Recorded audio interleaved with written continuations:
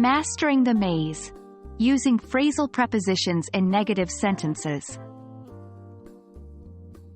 Hello learners. Welcome back to another exciting video lesson.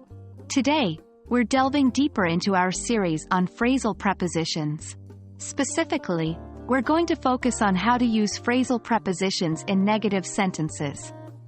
So, if you've ever found yourself struggling with this aspect of English grammar, you're in the right place. Let's dive in.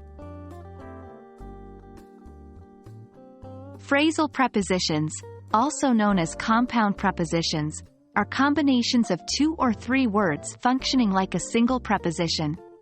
These phrases help to elaborate on the relationships between words in a sentence. Common examples include in spite of, in addition to, on account of, and in front of. For example, in the sentence, he went to the store in spite of the rain. In spite of is the phrasal preposition. Before we delve into using phrasal prepositions in negative sentences, let's recap what a negative sentence is. In English, a negative sentence is one that denies a particular action or state. It typically includes the word not, or negative contractions like isn't, aren't, don't, etc. For instance, I do not like bananas, or she isn't going to the party. Now, let's get to the heart of the matter. Using phrasal prepositions in negative sentences. The key thing to remember is that the not should come before the verb, and the phrasal preposition will generally be placed after the verb. For example, consider the sentence, she is not in favor of the new policy. Here, not negates the verb is, and the phrasal preposition in favor of comes after. Remember, it's incorrect to place not within the phrasal preposition itself. For example, she is in not favor of the new policy is incorrect.